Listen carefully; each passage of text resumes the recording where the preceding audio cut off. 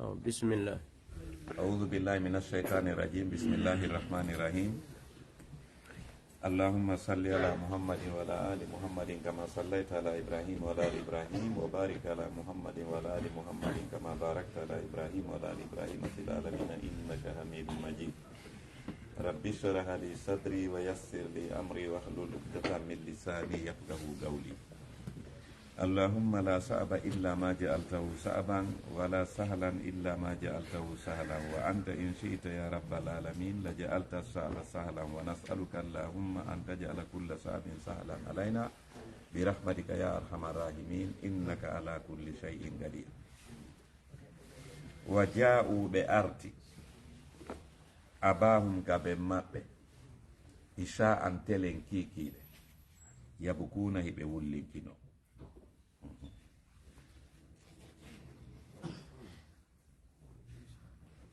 Waqad qila gandiɗo ɓen inni la tatlubul haja billayl, ta ɗaɓɓir goɗɗo haaju telen jemma, fa innal haya'a fil aynain, wo hersa kaka gite woni. Ko sayi goɗɗo ɗon punnodiri hersamo ka wala ta'tazir bin nahari min zambin fatalajlaja fil itizar, wosiɗa ɗaɓɓude kadi excuse ɗan gantinade fi goɗɗum bonnere nde bonnuɗa ta waɗir ɗum telen ñalorma, sina ɗum a me'ay ka wowlugol ɓay oya sino ndarude may ɗo fonni ñalorma wo a mankirte e nder ganto o. Ko ɗum ɗo fuu waɗi si ɓe haldi ɓe fotti ɓenni habbo ɗen ha nange ngen muta niɓɓita si arten hiki. Faruwiya anna Yaqub alayhi salam lamma sami abuka ahum, ɓay ben maɓɓe nani hiɓe wulla, andi ɓe hewti ka takko suudu makko ka hoggo,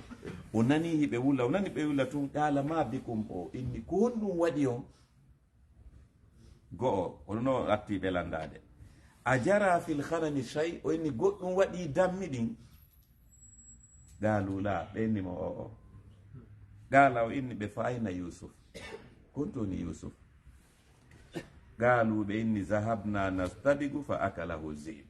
mais yawno meɗen waɗa course meɗen adodira dugugol bonoru ñamimo. Fa baka Yaqub wulli wa saha o sonki. Wa qala sadiyu wi'i wa ibnu habban innahu lamma qalu, ɓeɗo tafsiraɓe guraniɗo ɓe inni wo ɓiɓɓe Yaqub ɓen innumo tun akalahu zibu, bonoru ñamimo, ɓe wol ɗum tun. Yaqub nani ɗum tun, kharra makhshiyan alayhi, o yani ka leydi o faɗɗa kanko annabi Yaqub. Fa afadu alayhi lmaa falam yataharrak, ɓe ari ɓe hibbi ndiyan e makko o memminaki. Wanaduhu, ɓe noddimo, falam yujib, o jabaki kanko Yaqub. Wa qala Wahab, o Wahab kadi inni walaqad wada'a Yahuza yadahu ala makhariji nafas Yaqub falam yuhissu bi nafas, ɓiɗɗo makko oyneteɗo Yahuza wari o ƴetti jungo makko ngon o waɗi ka kinal ɗo dan fi andigol simo fofude, o tawi ɓe makko ala fofude. O su'ali hay fuy walam yataharrak lahu irq, tawi hay hunde ala memminade e ɓe makko Yaqub. Fa qala lahum Yahuza yeƴƴiti wolani immoɓe makko ɓe, bengotoɓe makko ɓe, o inni waylun lana, bone wodani en, min dayyan yawmuddin, iwrani en ka o yoɓitowo golle ɗen, ɗum ko Allah, ñande golleji yimɓe ɓe yoɓitete, en heɓi probléme ñande dargal ngal dari fiyon ɗum. O inni dayya ana akhana, en yeebi singirawo men on go'o, waqatalna abana, en wari ben men kadi, o inni en heɓi probléme. Falam yafiq Yaqub illa bi bardi sahar, andi ɗum kaka futuroɓe artuno ka ɓenni bonoru ñameyoɓe, ka Yaqub yanuno ɗon o faɗɗa o ɗiwtude wo takko ka subaka. Fa afaqa, o ɗiwti, wa ra'asuhu fi hijri rubil, fewno ka o ɗiwti ɗon tawi hoore makko nen kanko Yaqub no e hoore koyɗe ɓe ɓiɗɗo makko enteɗo Rubil, on no ƴetti hoore bemmuɗe no waɗi e buse mum ɗen, fewno ɗon Yaqub ɗiwti ka subaka. Fa qala Yaqub innimo ya Rubil, o ɓanti o ndaari ɓiɗɗo makko innene Rubil, alam ataminuka ala waladi, mi holanokima mi junnuma ɓiɗɗo an on, wona an mi holino mi halfini Yusuf. alam ahad ilayka ahadan mi ƴettudano e maɗa ahadi wonde mata hunde waɗumo. Faqala ya abati kuffa anni buka aka ukbiruka. Oya inni rubilinni o inni baba accirni wullugol mi humpite ko waɗi ko. Fakaffa yaqub buka aw yaqub acciti wullugol. Faqala ya abati ko ɗon noon o inni mo inna zahabna nastabiqu wa tarakna yusufa inda mata'ina fa akalahu dhib. O inni men yahu meɗen wadde course dogugol men fuu men accino yusuf takko jonci amen ɗin bonoru ari ñamimo ɗon. Ko ɗum woni wa ja'uɓe addoy noon ala qamisihi e dolokke makko on bidamin ƴiƴan kadibin fenande jan. Joni ɓe ndaari ɓe tawi ko ma ɓe adda dolokke on par ce que yaqub landike ɓe fi dolokke makko o inni to dolokke makko woni. Wa qala al ulama'u rahmatullahi alayhim ganirɓe ɓen inni ɗo ɓiɓɓe yaqub ɓen lamma aradu an yaj'alu dama alamatan ala sidqihi qarana allahu bi hadhihi al alama alamatan tu'ariduha. ɓay tumɓe falama ɓanginande ben maɓɓe wondema ko bonoru ñaamimo me ɓe rewra e ƴiƴan ɗan ɓe moddina dolo kunkun ƴiƴan ɓe adda ɓe wallira ɓe enna hino preuve on ko ɗon e ɗon allah joni ɓe falama wadde ƴiƴan ɗan ko moddi kon e dolokke on alama go gongini ɓe wondema ko bonoru ñaamimo. Allah inni ok e on alama ɗon ɗe mo wonɗon ɗaɓɓirde gonga miɗo wadde e makko goɗɗum ko fennata on kadi ko honɗum woni on alalama ko Allah takkidiri kadi e ɗan ƴiƴan ɗan ka dolo kun ko fennata ɓe. Wahiya salamatul gamis minat tanbih koko tawi kon dolo kunkun hay nokku tufaki. Yaqub ndaari dolo kunkun haayi ko moddi ƴiƴan oyni no awa bonoru yurmetendu ñaami o ɓiɗɗo a ɓenni fiyon oyni ko ono bonoru ñaamirta pay ko hara dolo kunkun seekaki par ce que dolo kunkun andi kamɓe hiɓe hooli si ɓe moddini ko ƴiƴan ɓe heeɓi gonga iwɗo ina hino batte ƴiƴan nan ko gonga ko bonoru. Allah inni ok ko ɗon noon tigi mi waɗata ko fennata on kon kadi mi yejjintina on tufugol dolo kunkun awo moyen fiyo woni ko batte ñiɗe dolo nu par ce que wuddere ala e dolo kunkun fuu makkum ko no goɗɗo le an tigi tawi hakkille jaɓata. O inni id lam yakun iftirasu ze'ib li yusuf wa huwa labisul gamis wa yaslamul gamis min astafri. Yaqub inni ɓe hunde wawayo bonoru nangumo imo ɓorni doloke ndu ñaamamo dolokke on ronka seekagol hay nokku oyni wawa won. Walamma ta'ammala yaqub alayhi salam alqamisa falam yajir fihi kharqan wala asaran istadalla bizalika ala kazibi. O ndaari tun dolokke on o yi tun seekaki hay nokku dolokke on oyni no ko ɗo noon ɓuri junnude lan wondema na gonga won ɗon lan haalande oyni mi hoolike noon. Wa qala lahum o inni ɓe mata kana haza ziba hakiman e ko honno ndu bonoru tawirta no ñeeñi haa ka tawata kayru yaakulu yusuf ndi waway ñamugol yusuf wala yukharri'ul qamis har kadi ndu seekali dolokke on. Wa hakal mawridi o inni wo ɗum ɗo o wawata ƴettude ɓe ɗaɓɓumo goɗɗu ngo ko ɓe wowlantamo kadi o inni addanelan goɗɗu ngo ko wowlanolla kono ɗum ɗo mi wawata on hoolade on adda e goɗɗu ngo ko haalanoɗa ɗum ɗo mi nanata. Wa ruwi annahum qalu lahu ɓe ari kadi ɓe innimo ɓe sanzi ɗum ɗon ɓe innimo allusus gatalu ɓe inni no ko bandiɓe men fotti ko ɓen warimo. Fahtalafa qawlum joni noon konngudi maɓɓe ɗi lutodiri fattahamahum ko ɗon noon o tuumi ɓe woni noon na gonga won ɗo wolde par ce que ɓeɗo woli ɗum ɗo ɓeɗo woli ɗum ɗo. Faqala lahum yaqub inni ɓe tazumuna anna ziba akalahu walaw akalahu la shaqqa qamisahu qabla an yufdi ila jildihi wa ma ara bil qamisi min shaqqi ngonni ɓay tun on inni ko bonoru ñaamimo mi yaali dolokke on no seeki go'o wa tazumuna hiɗo on aaƴade kadi inna anna lususa qatalu ko bandiɓe kadi warimo on addi version ji ɗiɗi. Walaw qataluhu la akhazul qamis o inni siko bandiɓe kadi warnomo ɓe ƴettayno dolo kunkun par ce que dolo kunkun no laba ha ɓe yaadayno kadi e dolokke makko. Faqalu inda zalika ko ɗon noon kamɓe ɓe jooɗi ɓe halditi fayin kadi ka hakkude maɓɓe ɓenni he wama anta bi mu'minin lana walaw kunna sadiqin ɓenni angoya hoolota ko men haysiko gonga men wonno wolude. Joni noon waja'u be adduri ala gamisi e do doloke makko on bidamin ƴiƴan kasibin fenande jan qala yaqubi ni ɓe balsi koni gonga on sawwalat lakum cuɗani on anfusukum wonkiji mon nin amran fiyake on waɗi ɗum fa sabrun kono muñal angal jamilum ko labangal wallahu ko allah almustaan woni wallitorteɗo ala ma tasifun e dow ko wonɗo wowlude ɗone fa baka yaqub wulli inda zalika wa qala li banihi o yeti ɓiɓɓe makko ɓen o inni aruni gamisahu acce hollol lan doloke makko fa arawhu fa shammahu wa qabbalahu ɓe yahi noon joni ɓe addoye doloke o ɓenni hin awa men additimo fayi o lunnimo summa jaala yugallibuhu o ndaari doloke o wa gala o inni ɓe ya ma'shara waladi kono yo ɓiɓɓe am dalluni ala waladi tindinelan honto o ɓiɗɗo am woni ko honto acci ɗon mo fa in kana hayyan radattuhu ilayya si tawi himo wuuri mi artiramo wa in kana mayyitan kafantuhu wa dafantuhu si tawi o maayi kadi mi waɗanamo kasange mi wattinamo fa qila qalu hina idin alam taraw ila abina kayfa yukazzibuna fi maqalatina ɓeni ok on andi ɗo joni o bemmel lanni en fennude o hoolaki kala ko adduɗen ɗo o hoolaki ko bonoru ñamimo joni ndaren kadi plango ta'alaw nukhrijuhu min al-jubbi wa na'ta'uhu udwan ɓenni mahen yaltinenmo ka nder ka untuɗenmo ɗon ka woyndu taƴitenmo waɗen kunte wa na'ti abana bi ahdi ada'i addanenmo teral addanen bemmen teral makko gotal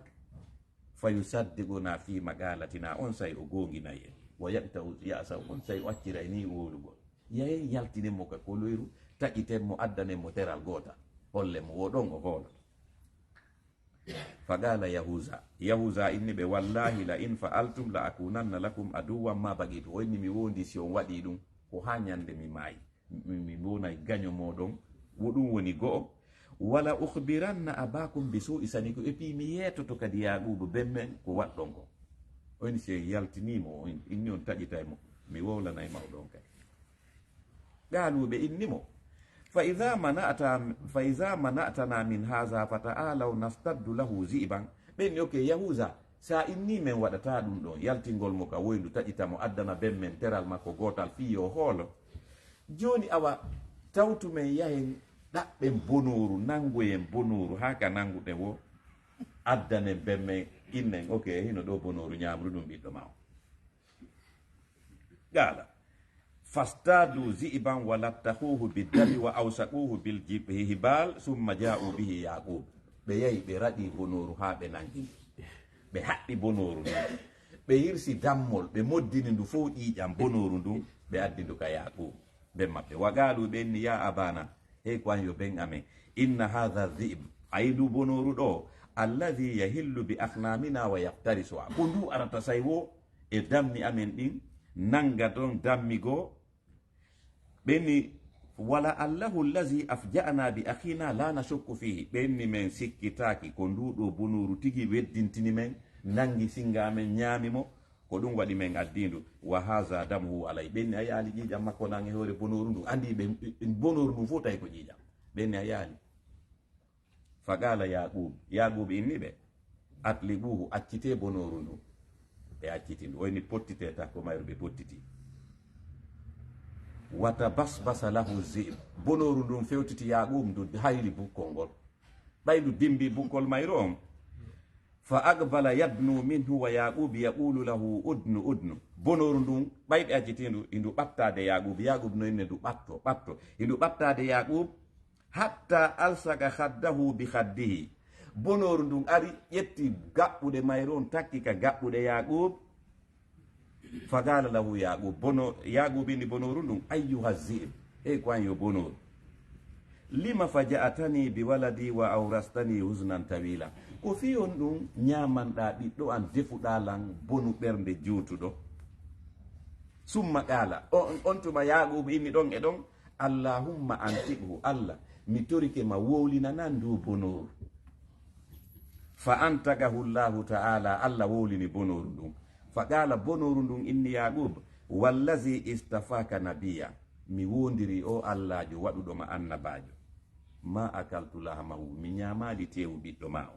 o wala mazzaqtu jildahu mi sekali guril ɓiɗɗo ma on wala nataftu sha'ratan min sha'rati min ɓorali hay leeɓu gotum e nder leeɓi sukundu ɓiɗɗo ma on wa wallahi mali bi waladika ahad onni mi wondiri Allah min e ɓiɗɗo ma on ha hande min yidali on Yusuf wa innama ana zibun kharib ndu inni mo min komi bonoru komi koɗo ka mon ɗo kan an agbaltu min nawahi misra o inni min bonoru ndun inni min ko misra mi iwi ko toni kamen Égypte fi talabi akhin li fuqira min mi aru ka leydi mon ɗo ɗaɓɓitugol singirawan no majjitori lan bonoji ɗimmoji an ɗi yeetilan ɗi yiri ga singa an ka mon kan an ɗo ɗen fala adri a hayyum huwa am mayitun donc mi andasi singa an no wuuri ma si mayi fastadani awladuka wa awsaɓuni mi fotti noon e ɓiɓɓe maɗen ɓe nangilan ɓe haɓɓilan ɓe addilan kama wa inna luhumal anbiya'i hurrimat alayna wa ala jami'il wuhush bonoru ɗum inni tebbeli annabaɓe ɓen no harminana kulle ɗen min ñamata annabajo ɓiɗɗo ma on noon ko annabajo donc ɓiɓɓe ma ɓen toña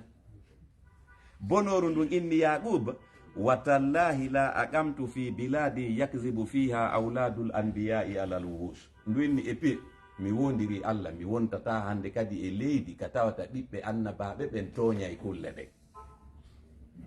ɓay ndu wowlani ɗum yaqub fa atlaqahu yaqub acciti bonoru ɗum wa qala yaqub yeeti ɓiɓɓe makko ɓen o inni wallahi laqad ataytum bil hujja ala anfusikum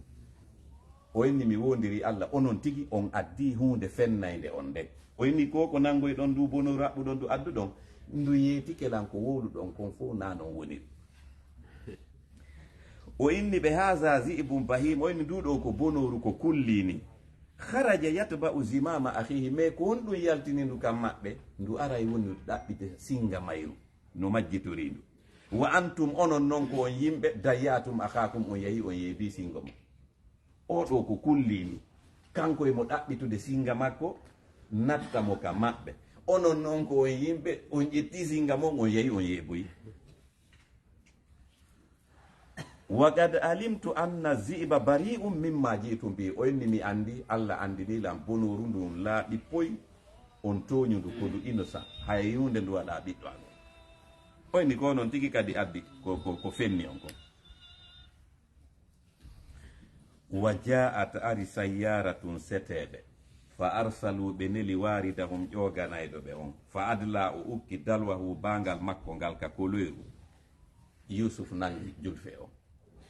qala o inni ya busra e welo welo an hadha oɗo hulamum ko paykun labakun ni wa asarruhu ɓe suuɗimo bida'atan wasi ko keye maɓɓe wallahu Allah noon alimum ko anduɗo bima ya'malun kala ko ɓe woni gollude ok ɓeɗo noon yani wa ja'at aroy noon rifqatu marratun yasiruna min asham ila misra setewol commerçant ɓe caravane commerçant ɓe yahay ɓe luumo ok ɓen ari hiɓe iwri sham hiɓe yaade misra fa afta u tariqa ɓe majji laawol ngol wa haamu ɓe woni e wembagol hatta nazalu gariban min aljub ay ɗo ndaare ko ɗum waɗi Allah landitoy to Yusuf ka sayi hewtoyɗe en ka o natata ɗon kaso si o naati kaso o andi o neloray ɗon goɗɗo e nder kasoɓe ɓen to en a yetanoyoɗa lanɗo on goɗɗo gono soki ok ko ɗon Allah tippinta Jibril makko landitomo piiji nayyi no jeeyay ɗin piiji ɗum ɗo joni himo e nder koloyru ɗum no e wula kanko tuka ka gayka ɗon goto anda fi makko ɗon tina ukkuɓe mo ɓen ɗon joni noon ɓay Allah falama mo yaltinde ɗon ko ɓen yahayɓe luumo on lappor commerçant ɓe ko ɓen majji laawol ngol tawi kadi ɓe wondi e goɗɗo go toon ɗe mawɗo on ɗon ɗa ha ɓenni joni ɓay en majji laawol ngol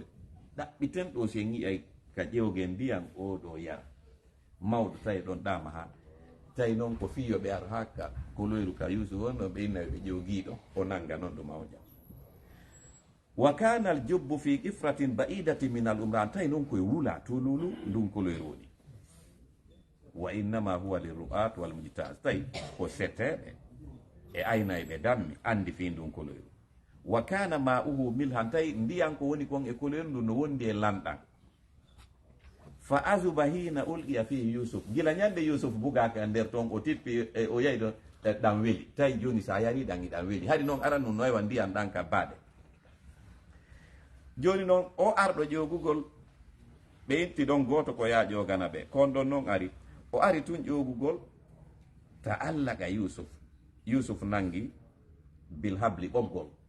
julfe ko uki kon fi ƴogirgol falamma haraja ɓay o yaltinimo fa isa hulamum kal qamari laylatul badri tawi ko paykum wa'u kum wa lelewa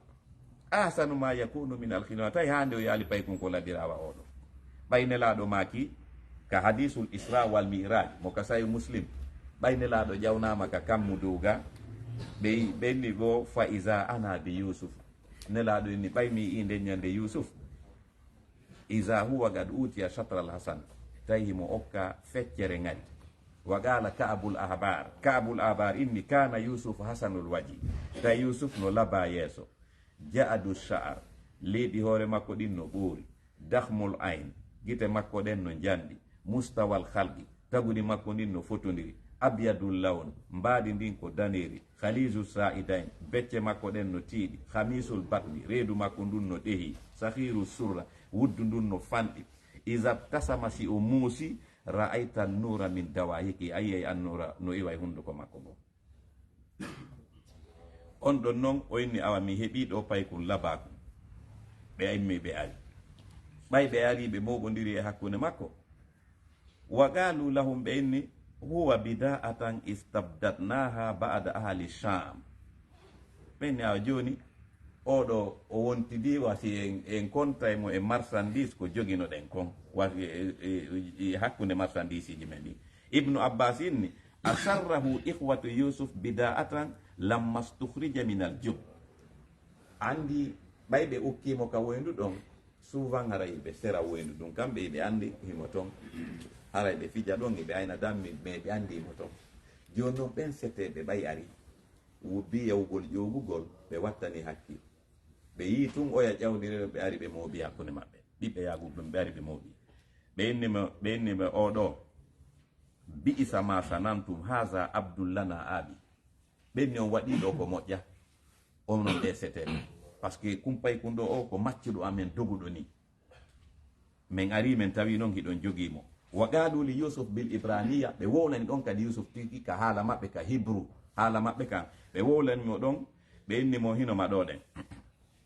imma an tuqirra lana bil abudiya fa nabi'uka min haula'i wa imma an na'khuzaka fa naqtulaka ɓe wowlanimo ka haala maɓɓe ka ibraniya ɓenni ko go'o qirritoɗa yetoɗa ɓe confirma wondema ko a maccuɗo amen doguɗo min yeeyeɓe ɓe soode ma a si a waɗali ɗum min nange ɗo min ware ɗo fa qala o inni ɓe ana uqirru lakum bil ubudiya mi qirritike komi maccuɗo mo wowlaneɓe fa agarra lahum fa ba'uhu minhu ɓeni oke joni ɓe yeyti ɓe aɓeni bon ko maccuɗo amen joni ɗon faalamen yeyta on mo wa qila ɓe inni inna yahuza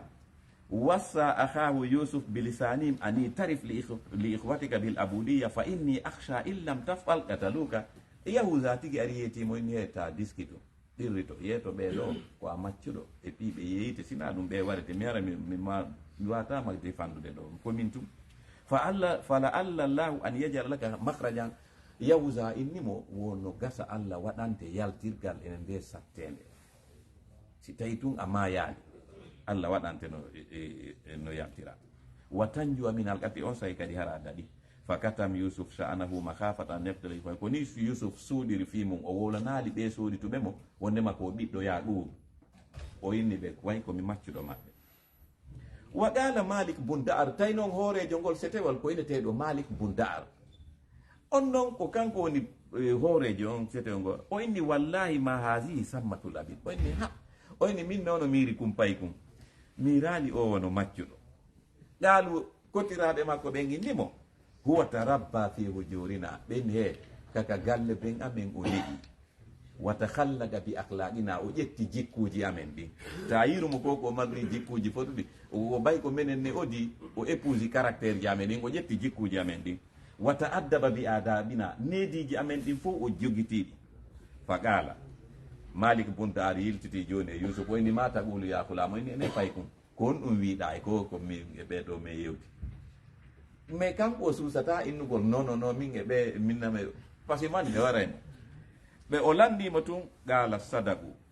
o inni noon ko gonga ɓe yeetima tarabbaytu fi hujurim kaka galle ɓen maɓɓe mi neyi wa takhallaqtu bi akhlaqihim mi ƴetti jikkuji maɓɓe ɗin. Fa qala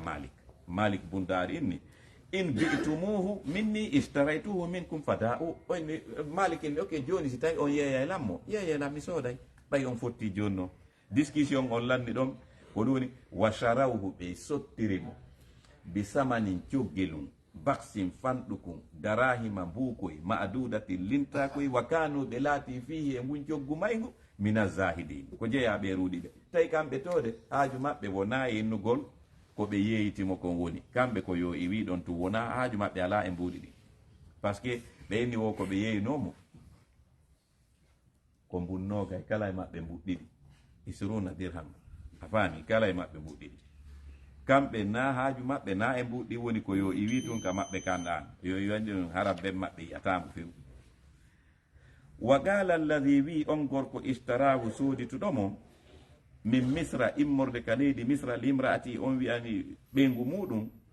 akrimi teddim maswahu werde kumpay kum kamen ɗo asano tijja an yamfanande o nafoyta en aw naktahisahu ma jogitoɗen mo wala dal lonto ɓiɗɗo par ce que ari ɓe mara ɓiɗɗo Aziz misra on e Zulaykha joni noon ko Aziz on woni mo sodude ɓay andi joni malik bundare ɓay hewti misra andi si ɓe yeyitoyimo ko Aziz on sodatamo. Haza allazi istarahu malik misra tawi noon Allah nda no Allah gerdata noon Allah waɗi joni yo Yusuf yaw so hara ko lanɗo deuxiéme personnalité on Aziz on misra hara ko on sodatamo tawa on kadi mara ɓiɗɗo andi joni kala ko on mari e jawdi aray ko Yusuf woni enjoynade ɗum voilà. Wa laqbuhu al aziz tawi ko ɓe innamo Aziz on. Wa kana Allahu alqa mahabbata Yusuf ala qalbi al aziz fa awsa bihi ahlahu. Allah noon ƴetti kadi giggol waɗi yo Aziz misra on yiɗu Yusuf ka ɓernde makko ha tawi on tigi nodda e ɓeygu mum inna he quoi a teddinayi ogoy ka nder galle moƴƴoɗa e makko ka nder galle gal tawi noon on kadi yiɗoyaymo ɓuri ko moodi makko yiɗimo kon.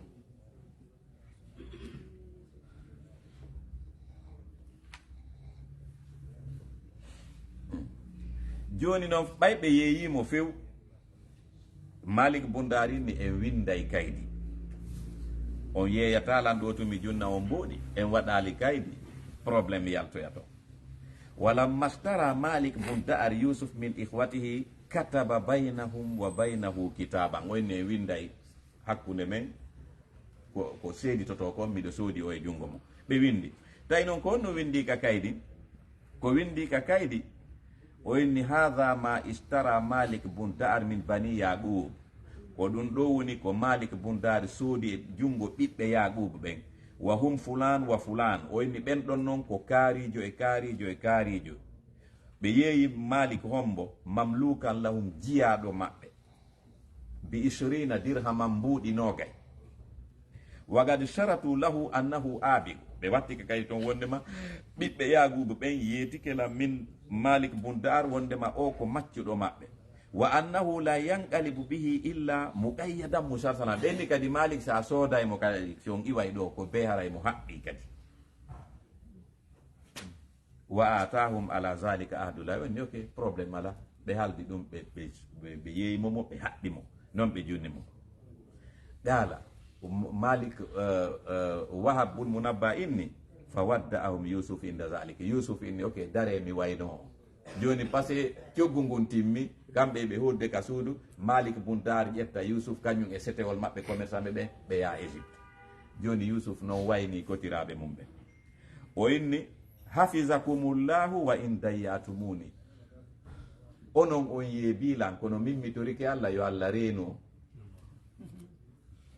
nasarakumullahu wa in khazaltumuni onon on tertorilan ni kono min mi torike Allah yo Allah wallito rahimakumullahu wa in lam tarhamuni onon on yurminalilan kono min mi torike Allah yo Allah yurme galu gandirɓe ɓen inni ɓay o lanniɓe waynorde ni fa alqatil ahnamu ma fi butuniha daman khayzan li shiddati haha tawdi dammi maɓɓe ɗi tuuti ƴiiƴan ɗon e ɗon ɓayɗi nani ko Yusuf wowli kon dammi ɗi ɓe jogino ɗin hiɗi ñaami ha haari ɓe ñamina ɗi tuuti ƴiiƴan wa hamaluhu ɓe rondimo musalsalan himo jolka joni ɓe yaadude noon e makko misra fa marra ala makbarati ali kan'an ɓe rewi noon ka cimitiére ka berɗe yimɓe kan'an ɓen ka wattinta ɗon yimɓe mum ɓen ɓe rewri ka berɗe ɗon fa ra'a gabra ummahu yusuf andi yusuf biro makko ko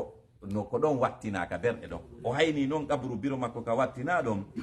wagad kana wukkila bihi aswadu yarusu fa hafala al aswad malik bundar tayno harfinimo goɗɗo goo o inni ok ko an jogoto kumpay kon ha hewto e misra o yayni ok on noon welsindi ɓay noon ɓe hewti ka berɗe kan'an ka biro yusuf on wattina ɗon fa alqa yusuf nafsahu ala gabri ummihi yusuf dogi ari ka gabru biro makko imo jooɗi ka hoore gabru biro makko fa jaala yatamarrah himo fofade hoore gabru ndun wa yadtarib himo memmino wa yaqulu himo inde ya umma banyo biro an irfa'i ra'saka ɓanti hoore ma nde tara yi'a waladaki ɓiɗɗo ma on muqayyadan himo kolmba musalsalan himo jolka farraqu bayni wa bayna walidi kotiraɓe am ɓen sendidirilan e ben an fas'alillaha toranolan allah an yajma'a baynana fi mustaqarri rahmati innahu arhamur rahimin himo ka gabru ɗo imo torade ɗum himoɗode biro makko ɓanti ka gabru ma ɗo yi'a ɓiɗɗo ma on no haɓɓa kotiraɓe am ɓen sendidirilan e ben an joni mi torike ma toranolan allah yo hawtitoy en ka aljanna makko ñande e wawana hoore ma fatafaqadahu l aswad ala l ba'ir falam yarahu onon ineteɗo aswad mo halfinano on noon yeƴƴiti ka mbabum mum o yaali yusuf ɓay o yaalimo fa gafa asarahu o tippi o jokki bakte koyɗe ɗen fa ida huwa bi bayadin ala gabrin o ari o tawi on hewre gabru biro makko ɗum fata ammalahu fa ida huwa iyaw o teñƴini ha o ndaari o tawi way ko kumpay kon tigi o halfinano yoni ok ok awaynen juule joni juulen continue joni noon enen ɓe juulal ɓe min juulay noon